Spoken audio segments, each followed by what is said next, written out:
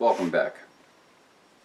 I've received a number of inquiries in the last few months about taking care of a brand new gun when it's taken out of the box, what to do with it, and especially how to break it in.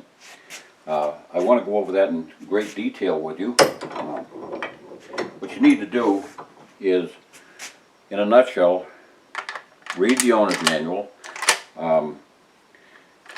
digest all the information in it, because the manufacturer knows more about that gun than any other entity on earth. They're the ones that designed it, engineered it, they produced it, and everything else. They know what they made. They're not a third party to it. Read the owner's manual, which will include, I'm sure, cleaning the gun thoroughly of any protective materials that they placed on it for shipping. Clean the bore out, make sure that there's no grease or oils left inside the bore. Use a standard patch with some simple gun cleaning solvent. Clean the bore out, and then from that point get some good quality ammunition and go out and have fun with it. Sight it in and shoot it. That's as simple as it gets. Now, does that sound like an oversimplification, and does it sound like this old man hasn't got a clue what's going on these days? Everybody knows now that you have to break in a gun. You have to you have to clean it. You have to fire a shot through it, clean it, fire a shot, clean it, fire a shot, clean it, fire, so forth and so on. Then you have to wait, and you got to fire 5 shots and then clean it, and then you got to fire 10 shots and then clean it, and then you got to fire 50 shots and then clean it, and then 100 shots and then clean it, and your gun is broken in. Bullshit. Sorry. You know, I don't have any purse strings that are tied to, ammunition on my shelf. I'm not telling you to not break in a gun barrel because I'm a fool. I'm telling you that you don't need to break in a gun barrel because I know better. I have had in my life from 1964 till now, I've had an accumulation of over 30 different quality bolt-action rifles off the shelf, standard production guns, not including bench rest grade guns, but standard production guns that all shot superbly. What brand was it? Well, they were Brownings, they were Savages, they were Seikos, they were Winchesters, they were Remingtons, they were Rugers. I can't think of anything else right now, but I had them all. Which ones shot better than the others? None of them. What did they shoot? They all shot sub-MOA. That might sound a little bit ludicrous, considering that the current hue and cry is that if manufacturer will guarantee M.O.A. Well, those same manufacturers have been producing sub-MOA guns for a great number of years, long before they started advertising that fact, and long before they started guaranteeing it. They didn't always produce M.O.A. out of the box simply because, owing to certain problems that existed in the gun production industry at the time, wood stock rifles being produced with stocks being produced on replication machines, which took routers and carved out wood, one stock after another. The tolerances sometimes did not provide for great tight stock to receiver relationship. They knew that, and that's why they put a barrel bedding block up front here, a thickened pillow of wood that supported the barrel, because that grabbed the barrel and action at both ends and stabilized it and kept it from wiggling inside the stock. And that was actually a pretty good method. It stabilized the action very well and produced extremely good accuracy. The only hindrance was that it soon became evident to anybody that moisture in the air and atmospheric changes going from one side of the country to another, different. If you lived in New York and you decide you're going to hunt in Alaska, the humidity change was great, and sometimes your zero changed, or your zero could change midstream during the course of firing a group. You'd fire 2 or 3 shots, and then all of a sudden the third shot would fly out of the group because the receiver got the receiver changed his position in the stock, or the stock simply got wet and something changed. So, but they still produced extremely good accuracy. I have here. This is the oldest book I have. This is a compilation of, starting from 1975. I've been cataloging hundreds, I would say thousands, of shots from a bench with all the different rifles that I've owned over the years. And going back to my first Seiko L461 Action 222 Remington, they all shot superbly. They all shot out of the box sub-MOA. They just did that. The other issue with regard to guns that didn't shoot sub-MOA in those days, that had a difficulty shooting that sort of accuracy, is simply because I knew as a hand loader that I could tailor a load for a particular rifle that would shoot better than factory ammo. Factory ammo in those days, they may have had a good load, but they weren't uniform. They had production issues in ammunition in those days. It was very, very common. It was very difficult to get accurate ammunition as much as even 15, 18 years ago. But here's an example of all these were production guns with extremely good accuracy. That's .595 of an inch. That's barely over a half an inch. Here's another one, 150 grain load, .685. And another one, this would be, I guess to most people, this would be a poor load, 1.125. I'd take that hunting any place on the planet for game. That's a superb load. Not M.O.A., but it's superb. Here's a gun that was produced in the 60s, in the mid-60s. It's a model 660 Action. I should say this was probably produced in the late 60s. A model 660 Action. This predates the model 7 Action, which is very popular right now. And except for this one flyer out here, this group, that's a stellar group out of a tiny little short stocked 308. And it goes on and on. I've got groups here that are got stunning accuracy. If you can see this little group right here, that's 5/32 of an inch right there. And that little hole, that was fired as a factory. That was a factory stocked, not glass bedded, not free floated Ruger Model 77. That was a bicentennial year model that was made in 1976. And here's one here. This is powder that hasn't been produced by Hodgson for a great number of years, H205 powder, and this was firing a load that I made up for a 1973. I purchased a 1973 vintage Model 70 Winchester from Kmart, I think it was, and that's what this gun fired out of the box. So nobody can tell me that M.O.A. is something new, that it was just invented. M.O.A. has been going on a long time. The most accurate gun is one of the most accurate guns that I've ever owned, and I continue to own to this day, is an old meat hunter's gun from Anchorage, Alaska. It's a Model 99 Savage lever action in 300 Savage. That shoots half inch. It shoots half inch, 5/8 of an inch, routinely, repetitively, over and over and over again with the same load. And with other loads, it will shoot inside 7/8 of an inch, inside 3/4 of an inch. But that's a 1939 vintage meat hunter's gun. That was so badly abused. I can guarantee nobody ever subjected that gun to any, preconditioning or break-in period. I can tell you that when I got the gun, the reason I bought the gun was because I got it for a song. The gun was at a giveaway price. Nobody else was even looking at it because the stock was saturated and black with oil. The inside of the receiver was completely crudded up with a thick, gooey paste of carbon and oil that was evidence of somebody just squirting oil into that gun for decades. The bore was absolutely garbage. The bore, looking down the bore, you could push the spider webs out of the way. But I took a chance on it. I bought it, I cleaned up the stock. It's evidence, you can watch it on how to clean a lever action. The stock is magnificent. It's got a tiger stripe on it now.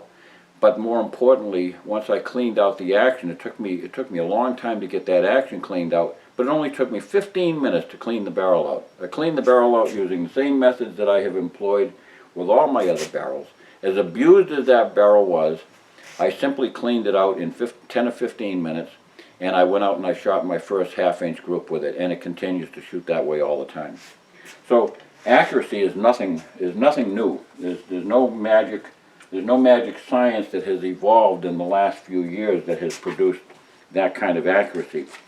Let me explain simply that, you know, guns are much like cars. You know, there's preferences that might be had from one trigger to another, just like some car has, you might have a preference from one style of headlight to another, or one grille to another.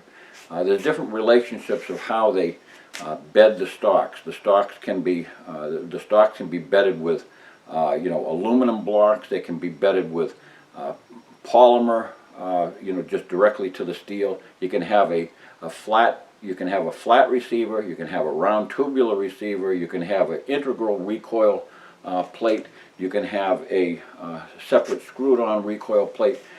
Those are all basically immaterial.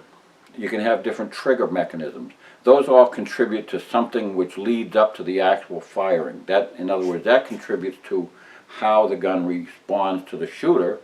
The trigger does. The action, how tightly that holds on to the action, that contributes to how well the shots perform in succession, because any movement of the barreled action inside the stock will move shots on the paper. But the actual barrel itself is the only element that contributes to the accuracy. And barrel making is not a secret science. Barrel making has been going on for centuries. And the process of making barrels these days is basically, there's only three simple methods. There's broaching the barrel, which involves raking a hook down a barrel and removing steel. Button rifling, which displaces the metal by pulling a negative plug through the barrel, which displaces the barrel material around the button. And the other one is the more common one used these days, which is simply using a billet of steel around a mandrel, which hammers the barrel out around the mandrel and creates a hammer-forged barrel. The hammer-forged barrel is extremely smooth inside, and it doesn't have all the striations that were left by the various methods of pulling articles down through the bore and dragging stuff like dragging something across a driveway. It doesn't leave those indications. So it leaves it glass-like and glass smooth. But even the bores that had the striations, they still were very uniform. You know, everything about those guns was made very uniformly, and the presence or absence of those striations did nothing to materially change the accuracy of the gun.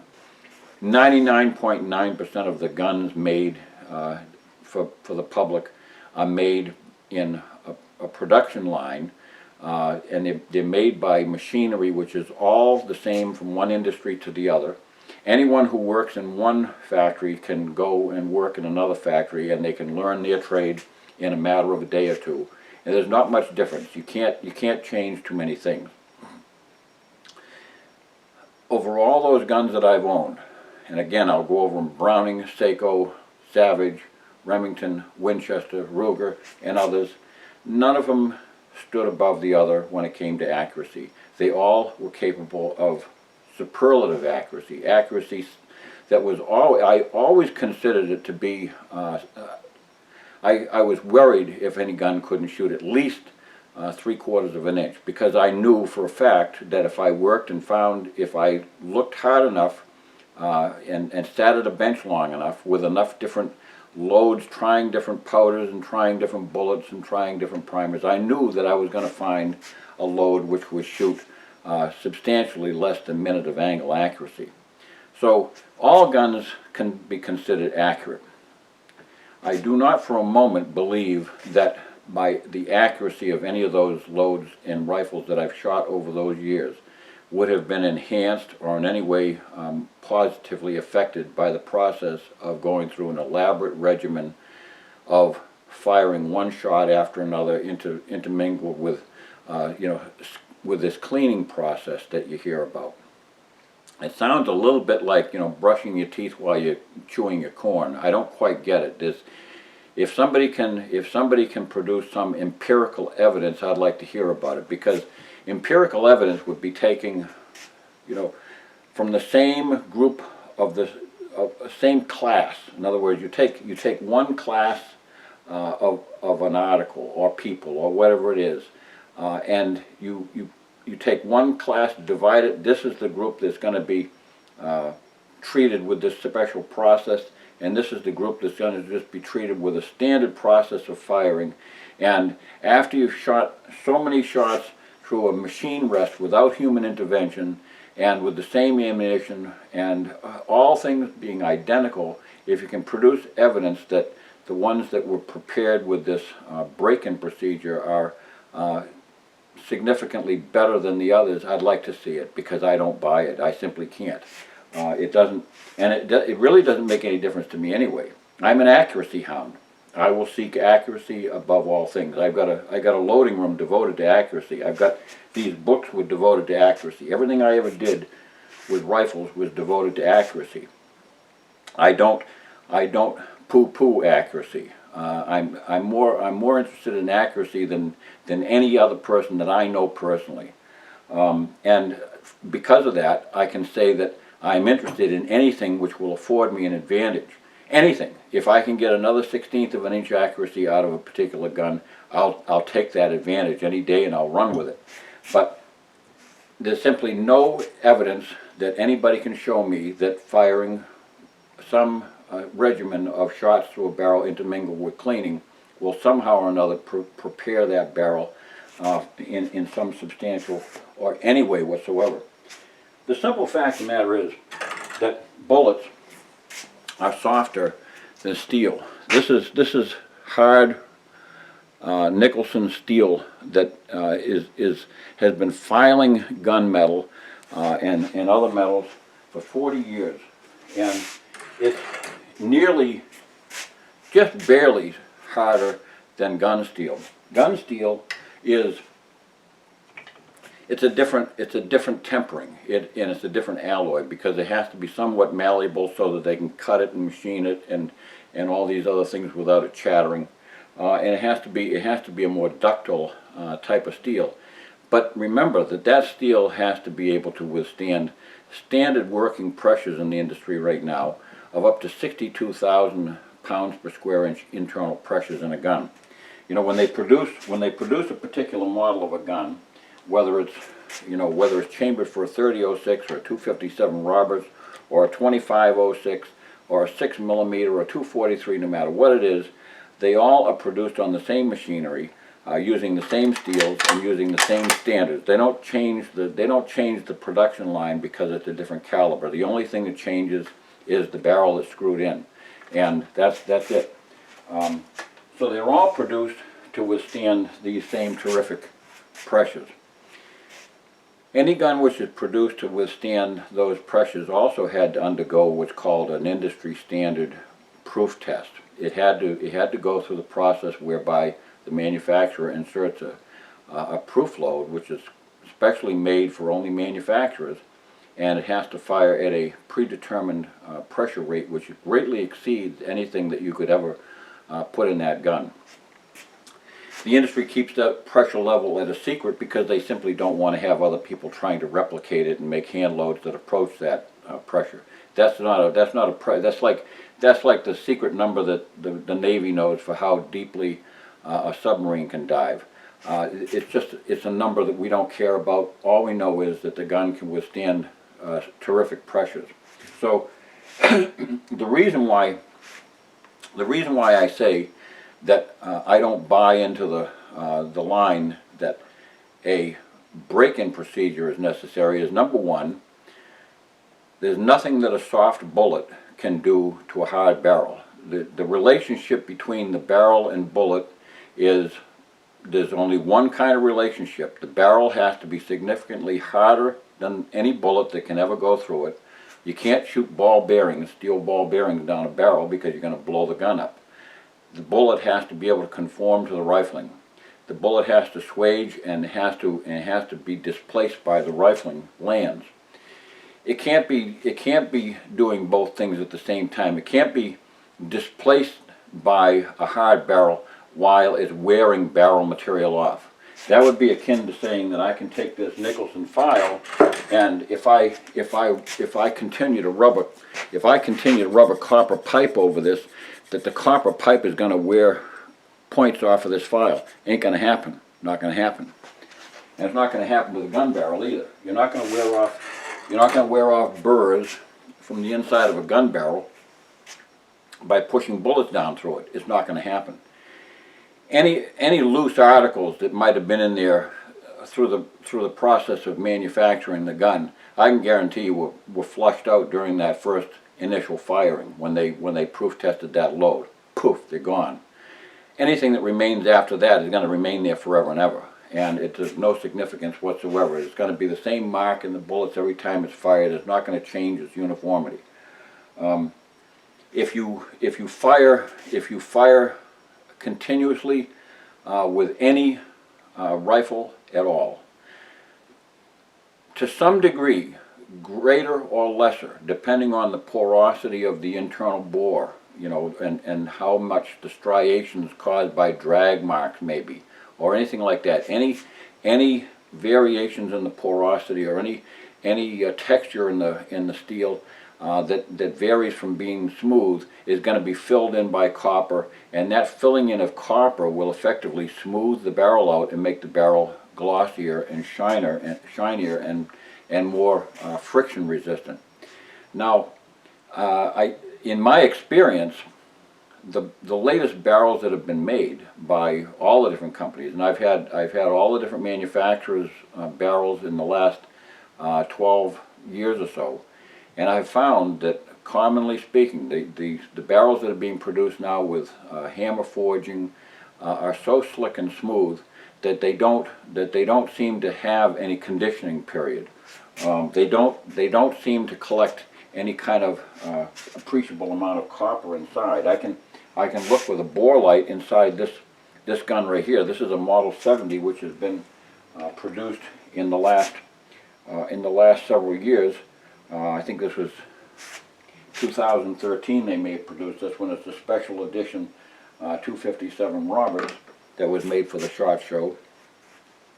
I can't see any streaks of copper in there whatsoever, and I can guarantee you I've shot some very, very fast loads out of that with 75 grain bullets that are over 3,600 feet per second, and I fired as many as 15 or 20 at a time, and I see no evidence of any copper buildup whatsoever. That's an extremely smooth barrel. I'm having the same indications with a recent 22-250 that I bought, Model 700 in a Remington. Same sort of thing. It's a stainless steel barrel, and I fired a lot of shots out of it, and I see the bore brush goes down just as smooth as can be. Even earlier barrels, before they were hammer forged, they had pretty smooth interiors. You know, they would pick up streaks of copper. If you look down inside the bore of a 3006 or a 270, you know, you could see some copper coloring inside the barrel. And it's not to be, you don't have to worry about that copper coloring. That copper coloring is exactly what all this process of breaking in, the only thing it can do is place that copper in there, and which it's like spackling a rough wall. You know, if I walked over to that drywall surface right there and banged on it with a hammer and made all kinds of dents in it, I could just simply take a bucket of drywall compound and a 6-inch steel trowel and wipe over it, and I put up all that myself, and I know how it's done. Just wipe over it, and 1 or 2 passes, all those hammer marks disappear. And that's what happens when you pass a bullet down through a barrel. It takes all those imperfections and it fills them in just like with drywall compound on a wall, and it creates a very smooth, lustrous interior.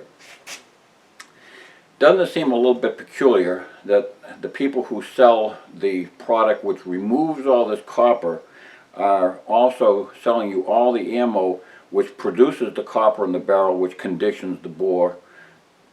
You know, hello. They're telling you to condition your bore with 50 or 100 shots or something using some special regimen that basically lays in copper and smooths the bore out. Then they'll sell you a bottle of stuff to remove that copper that you just spent with your 50 rounds of ammunition from them too.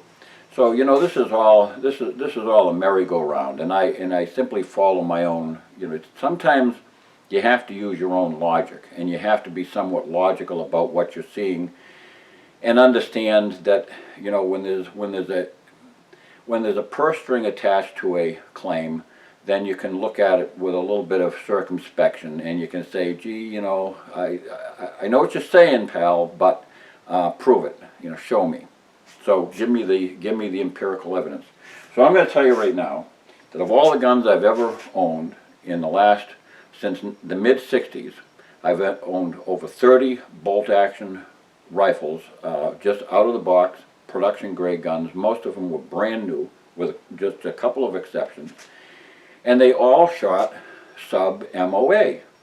And when I glass bedded the receivers and free floated the actions, they shot sub-MOA. It was simple as that. They just were stabilizing those actions in the stock, and combined with the free floated barrel, and with the additional benefit of being able to test hand loads and catalog what I'm doing to find the load that best suits that rifle. I mean, I can nail that gun down to any one of those guns. We're able to produce half-inch groups on any given day. That was not necessarily the statistical norm, but of all the guns I've ever owned, every one of them produced at least some half-inch groups. Most of them produced less than 3/4-inch groups, and a great many of all my varmint rifles produced groups which were not much bigger than 3/8 of an inch on a routine basis. So that's the sort of accuracy that you can expect. And did I ever give them any special treatment, you know, before I started just shooting? No. I just simply cleaned the gun, took it out to the range, and started shooting. The conditioning of some of the earlier guns was sometimes evident. You could see how a gun that shot initially a 3/4-inch group with the same load and shooting on the same type of day, after about 15 or 20 shots, sometimes that half-inch group would shrink down another 1/8 of an inch or so and continue to shoot like that. And as long as I didn't scrub every bit of that copper out with some sort of a solvent to dissolve that copper, it would continue to perform with that same degree of accuracy. The best way to clean a gun, I've mentioned this in my video about how to clean a rifle professionally, is to just simply take a spring steel high-grade rod. This is a Parker Hale. There's Dewey, there's Tipton. It should have a ball-bearing handle. A ball-bearing handle allows it to proceed down through the bore without jumping across the rifling. In other words, it will follow the rifling curves. It should have a good tip with a generic adapter, so that you can fit this one here has got a generic adapter that I can fit any brand of brush on with any type of thread pattern or pitch. I should use a good quality solvent. A good quality solvent such as Hoppy's is all you need. It should be non-caustic. It should not be a type of a solvent that attacks copper. Attacking copper will attack steel. Simple as that. They're not that discriminating. If you have something that's caustic enough to go after copper, it's going to go after steel too. It's going to go after the alloys. I've had that unfortunate occurrence with myself. Most solvents use what's called as a base Stoddard solvent. Stoddard solvent is the primary ingredient in mineral spirits. Mineral spirits are not mineral oil. That's a different thing. But mineral spirits are primarily Stoddard solvent. Stoddard solvent is the primary ingredient in most of it's the base ingredient in most of your standard gun solvents. So does that mean you can use mineral spirits to clean your gun? Sure does. It means you can use mineral spirits to clean your gun. I've done it many times. The only reason I don't do it is because I just prefer the smell of hoppies or any other gun solvent over, the smell of a painted room or a paintbrush in my gun. But it'll clean a gun. I can take my Mini 14, which is all gunked up with carbon from having fired 15 or 20 or 30 or 40 shots, that's caked with carbon up around the gas block. I can take a toothbrush with some mineral spirits and clean that out just as bright as can be. Done it before when I've run out of gun solvent, and it works perfectly. There's nothing mystical about cleaning steel. It's no different. I've mentioned this before in other videos. Cleaning steel is cleaning steel. There's no special process that is involved with cleaning steel. Any solvent that cuts that carbon, any solvent that cuts through the any oil that's on your gun or any grease that's on your gun, that's all it needs. So if you, in many cases, soap and water would do the same thing, but it's corrosive, so I don't recommend soap and water. But that's the nature of the carbon fouling that occurs in most guns. It's simple enough to remove with. You could use Dawn dish detergent and hot water, and it would take it out too. But it would also require you to clean the gun up and make sure you don't have any leftover water that would corrode the gun. So it's not a big deal, and don't expect it to reach some sort of mystical level where you have to do special incantations over the gun and have all kinds of different products. You don't need to do that. So what do I do about preserving it from corrosion? I follow the manufacturer's lead. When the manufacturer puts a gun in a box, he has very carefully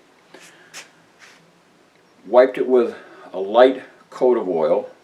It may be a special packing oil, but it's a light coating of oil, or I sprayed it on. Nothing too much, because they don't have a drippy, soggy mess inside of a gun box. You've never seen that. You open up the gun box and there it is, laying in a beautiful white piece of styrofoam, molded styrofoam, or in a cradled piece of cardboard. There's your gun, and it's inside of a polyethylene bag, and inside the polyethylene bag is a piece of waxed butcher's paper, brown butcher's paper with the manufacturer's, maybe Smith & Wesson's trademark on it or something like that. And they put a desiccant packet in it that absorbs moisture inside that polyethylene bag. They wrap it up, and they expect that gun can sit on a warehouse shelf in some humid environment down in Louisiana for months and months and months, maybe years, before somebody finally opens it up. That's all you need to do. You don't need to bathe your gun in oil. This right here is all I do. This is sufficient. I wipe it down with this lightly oiled cloth. Wipe my scope ring down. Anything that's made of steel, I can wipe anything with this. It's the same stuff that I put down through the bore, and it's the same thing that I wipe on my bolt. The working part of this action is pretty simple. I enjoy beautiful guns, and I certainly don't want to do anything to ruin the beautiful swirl marks on this machined bolt. So I wipe it down with this lightly oiled cloth, and that's the extent of the oiling that gun gets, and I put it back together. So what's a lightly oiled cloth? Well, Hoppy's number 9, or any gun oil, it's simply made of, many of them are made of clear mineral oil.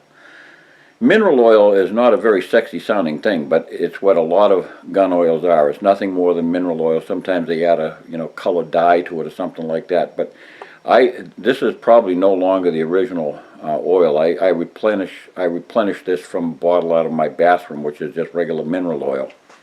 The same stuff that you use on a baby's butt.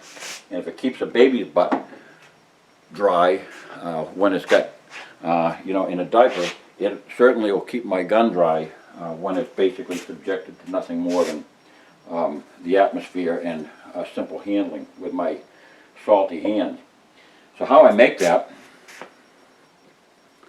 is I go down to the local yard goods store, you know, where you buy fabric, and get some cotton flannel. Cotton flannel is the only way to go with a gun because it's non-abrasive, it's highly absorbent, and I take my mineral oil and I squirt a little bit on, just basically like salad dressing, and then I fold it up,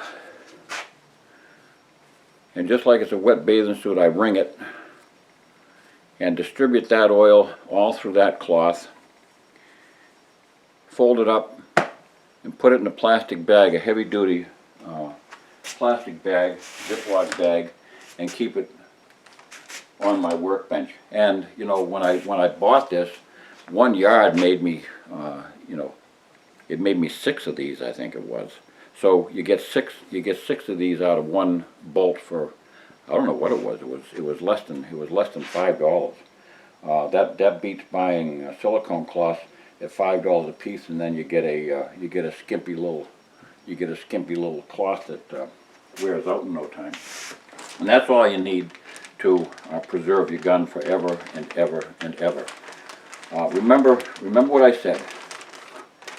Guns don't just deteriorate. They don't disappear if you don't keep on touching them with all kinds of stuff. You don't need to have all kinds of stuff to preserve a gun. Guns are not, they're not that delicate. They're made of high-grade machine steel that's hardened. This bluing is not just for looks, you know. The actual function of bluing is to preserve the gun from rusting. Bluing is by itself a high-grade anti-corrosion surface protectant, because it's actually an oxidation of the steel itself. In other words, the manufacturer has purposely oxidized the steel to forestall any other oxidation. In other words, this displaces any other oxidation which would take place on the steel. So where standard steel, white steel, sitting in the atmosphere, will eventually start turning yellow and then turning rusty, this steel won't, because this steel has already been oxidized. It's already been, basically it's received a very high grade of rust on it. So that's the color of this particular rust is blue. And it will stay that way. You can go into any gun store where people handle guns every day, and you know, they handle them with their salty hands and put them back on the rack, and they're trying them out, and they're working the actions, and the gun store clerk doesn't go around wiping those guns down with special formulas all day long to preserve them. They're there until the day they sell them.